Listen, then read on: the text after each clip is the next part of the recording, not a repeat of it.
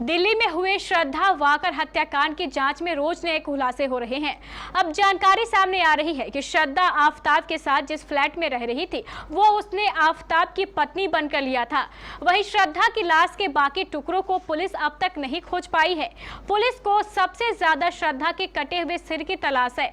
और क्या हुआ है अब तक इस हत्याकांड में खुलासा, देखिए इस रिपोर्ट में।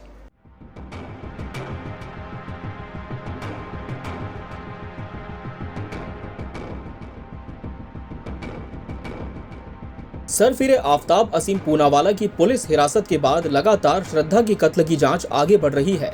जिस तरह से अपने live in partner Shraddha walker की आफताब ने हत्या की, फिर उसके बाद उसकी लाश के 35 टुकड़े करते हुए उसे एक नया फ्रिज खरीद कर रखा, इससे आफताब के खिलाफ पूरे देश में आक्रोश देखा जा रहा है।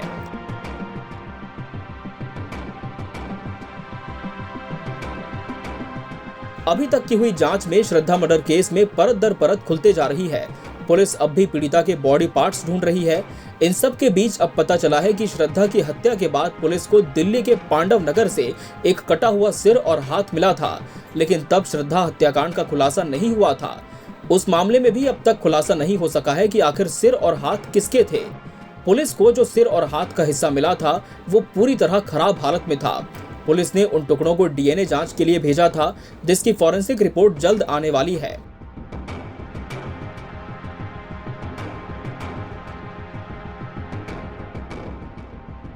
वहीं महरौली जंगलों में मिली हड्डियों को भी डीएनए जांच के लिए भेज दिया गया है।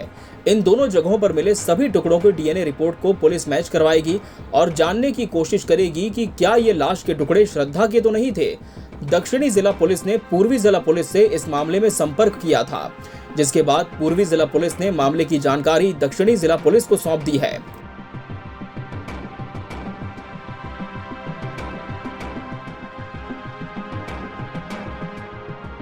आपको बता दें कि श्रद्धा के दो दोस्तों शिवानी माथरे और लक्ष्मण नादर ने श्रद्धा के पिता विकास मदान वाकर को बताया था कि श्रद्धा और आफताब के रिश्ते अच्छे नहीं हैं। आफताब उससे मारपीट करता है। इसी बीच 14 सितंबर को श्रद्धा के भाई श्रीजय को श्रद्धा के दोस्त लक्ष्मण ने फोन करके बताया कि उसकी बहन का फोन 2 महीने से बंद है।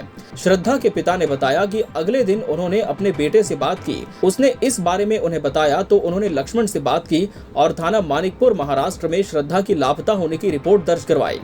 रिपोर्ट दर्ज कराने के बाद पता चला कि श्रद्धा आफताब के साथ दिल्ली में रह रही है।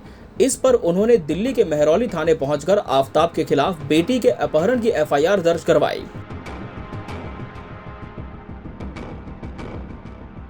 श्रद्धा के कत्ल के जुर्म में पकड़े जाने के बाद उसके प्रेमी आफताब ने ही पुलिस के सामने कबूलनामा किया कि इसी साल 18 मई को दोनों के बीच शादी को लेकर लड़ाई हुई थी। इसके बाद उसने फ्लैट के अंदर ही पहले धारदार हथियार से श्रद्धा की हत्या की, फिर आरी से उसके हाथ के 3 टुकड़े किए, इसके बाद पैर के भी 3 टुकड़े किए, इसी तरह पूरी बॉडी के 35 टुकड़े कर दिए। आरोपी रोज पिट्ठू बैग में शव के कुछ टुकड़ों को लेकर शहर और जंगल के अलग अलग इलाकों में जाता और ठिकाने लगाता रहा। उसे लगा था कि कोई भी इस तरह उसे पकड़ नहीं पाएगा, मगर वो गलत था।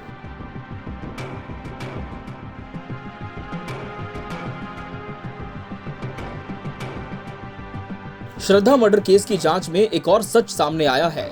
दरअसल पहले श्रद्धा और आफताब मुंबई के वसई के रीगल अपार्टमेंट में किराए से रहते थे।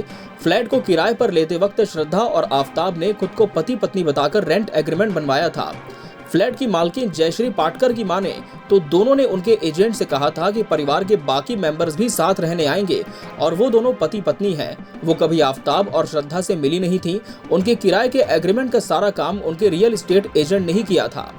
बहरहाल लगातार हो रहे खुलासों के बीच श्रद्धा हत्याकांड की जांच कब तक पूरी हो पाती है, ये देखने वाली बात होगी।